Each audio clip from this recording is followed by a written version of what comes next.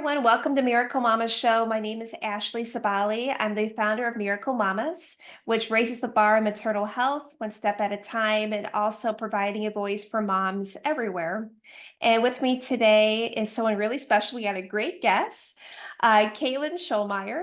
She is with me. She is a mom. She is our former Mrs. United States of 2020. She is a veteran of the U.S. Air Force. She is a registered nurse, a birth doula, and she is currently enrolled in midwifery school. And in addition, she actually runs a business and being a mom to three little ones. So, Caitlyn, before I get ahead of myself, can you please introduce yourself to our listeners and viewers?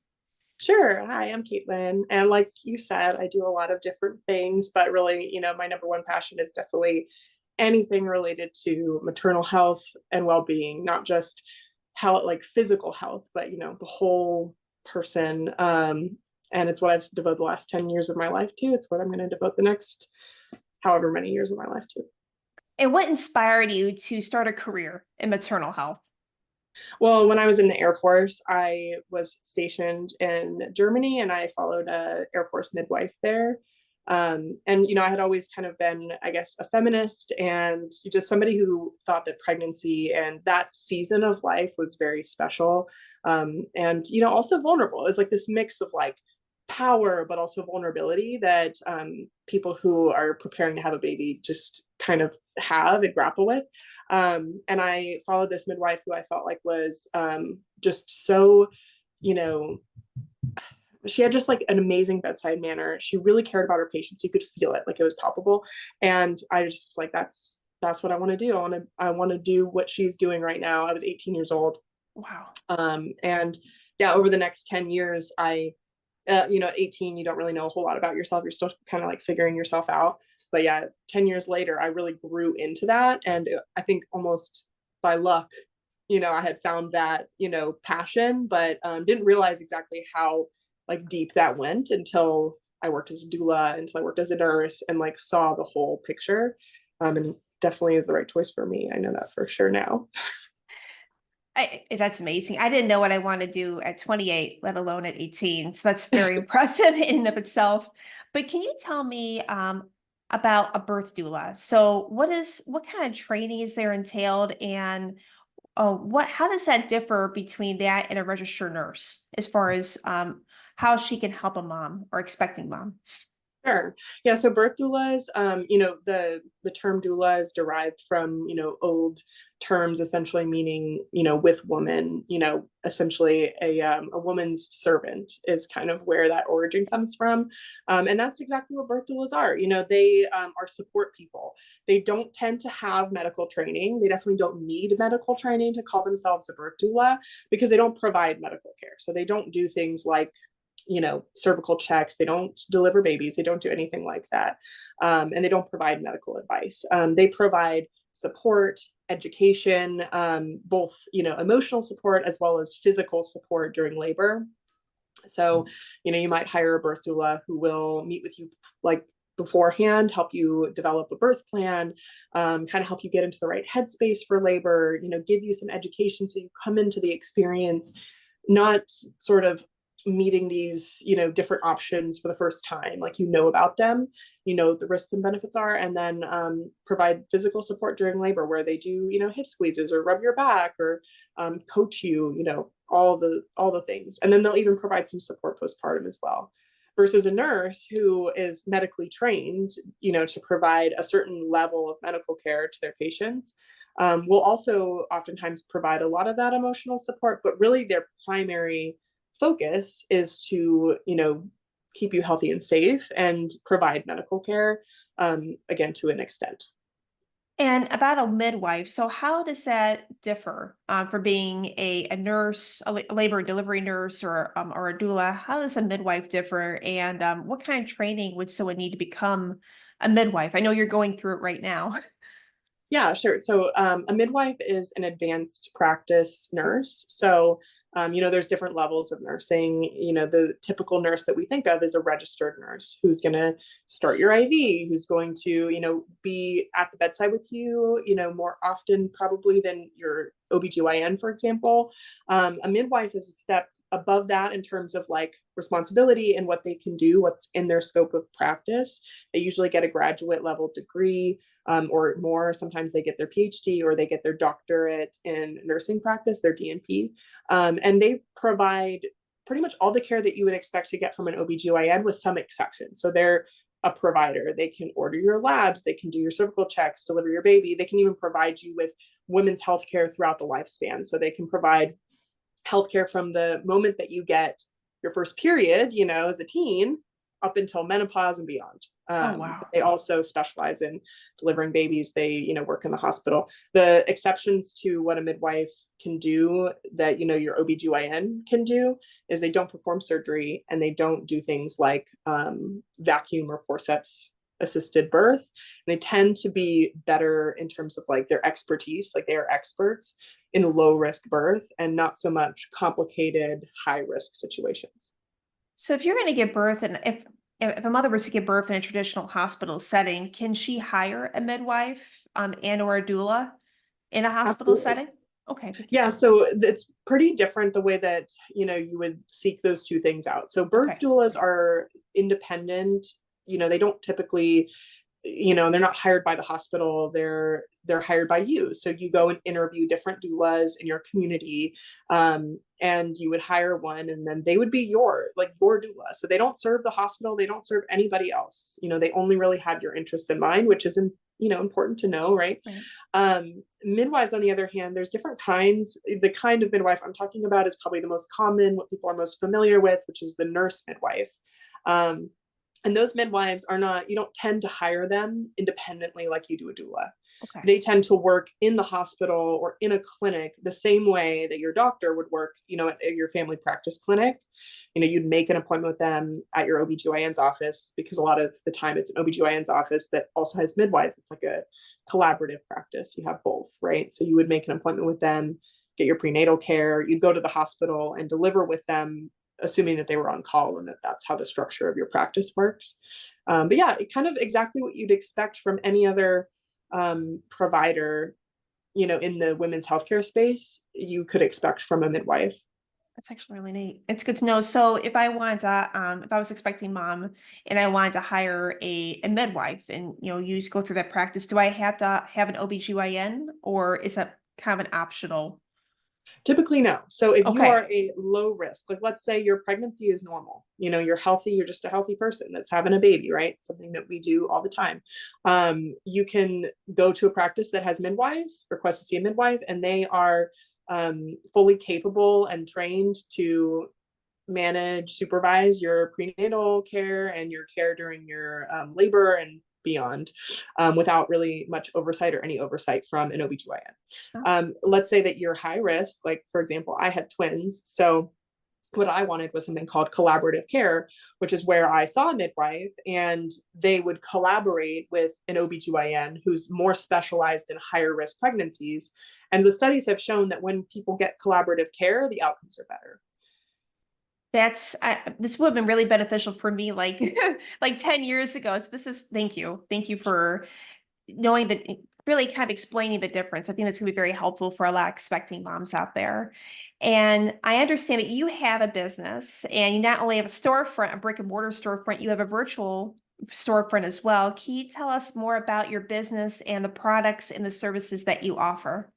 Sure. Yeah. I mean, it was kind of an accidental thing. I never really planned. I planned to be a midwife. That was my goal. It's been my goal for 10 years. But I, you know, while I was a birth doula, I designed a birth gown that, you know, I would give to my clients because I didn't really like what they had on the market. What they had on the market was it was cheap. It was oftentimes not hemmed, you know, whatever. And a lot of them weren't, it didn't make sense, or like, I look at them and I'm like, this wasn't designed by like somebody who's had a baby or even a woman. I'm like, I feel like this was designed by a man. But so I designed my own. And then when I was pregnant with my twins, I wore it in the hospital and I actually made a video and accidentally posted it on TikTok and it ended up getting millions of views. And so I started a company Wow. where essentially we're one of the most popular, if not the most popular, labor and birth clothing brand on the market. We make 4 different styles of birth gown. They all open in the places that your medical team needs them to, but still provides privacy and comfort, because one thing that's missing with the traditional hospital gown is, the big thing for me is privacy. As a nurse, like, Yeah. and as somebody who, I care about my patients, I don't like to see them going through this very difficult and vulnerable experience. They're in pain. It's scary. You're around strangers. You're in a place that's not familiar, and you're doing something that requires a lot of effort and work, and their butts hanging out, and they don't feel like themselves. They feel like a patient. So I wanted something that was going to make them feel beautiful, sexy, and comfortable, but still give them all the access that they need, so that they're not asked to like take it off. They can just feel comfortable coming into the hospital wearing that. So yeah, 4 different styles. And we have options for plus size women. We have options for people who like more modest, we have a hijab version and, a modest option. The only modest birth gown, I think, on the market, at least that's like, broadly advertised or whatever. So that's my company. It's Lila, Lila, and it's we're expanding a little bit more now into maternity and postpartum and kids, and offering classes and all sorts of stuff. So it's really just supposed to kind of be just a place for resources and supplies and all the things that you need to kind of make that transition into parenthood just a little bit easier. That's amazing. I know that you also provide childbirth education services too. Can you tell us a little bit more about what that entails and what kind of support or advice you provide for families? Yeah, well, I mean, I got started on TikTok providing, Okay. I say started, I used to provide childbirth education as a birth doula, taught classes and all of that. But when I had my birth gowns go viral, I all of a sudden had 160,000 followers overnight. I went from having nobody. I literally was Wow. on social media. I had just downloaded the app and wanted to use it as an editing software because I didn't have an editing app. So I was like, I'm just going to use TikTok because it was easier. And so then I had all these followers. So I was like, okay, well, I want to do something good with this. I want to use it for, I don't want to just sell products. Like, I want to just sell stuff to people. I want to share things that can help people. So it was kind of an outlet for me to share some childbirth education. And then now that I've had this company grow and it's been doing well for almost 4 years now, I decided I'm going to start offering childbirth classes. Right now it's all in person in, Hendersonville, Tennessee, near Nashville. But we do plan on eventually going virtual. I might record some courses and make it to where you can just log in whenever and do them whenever, but not quite there yet. Got a lot of different irons in the fire right now. So I just got to find the time to devote and get that stuff done. You're busy. Yeah. I thought I was busy, and then when I was, preparing for this interview, I'm like, you are busy. So I guess that's a really good question I get a lot. Like, how do you juggle it all? I mean, as a mom, Caitlyn, how do you juggle you're being a mom of 3 young kids, and you have a business, and you're studying to be a midwife. How do you balance that? There's a few answers to that question. Okay. Because I do think that a lot of people, they show all the good and it makes people feel like, how do I get that? It's unattainable kind of thing. I have a lot of good support. I have my husband who is, when he can be, he's a very equal partner. He's also in school. We're both in grad school, so that makes it more challenging. So sometimes we will hire some extra help for the weekend or something, to give us a little bit of a break. And then also, sometimes I'll be honest with you, sometimes I feel like I'm cutting corners in certain areas, and I have to check myself and make sure that, when it comes to, I always prioritize my kids and I prioritize my family, make sure that they're getting what they need.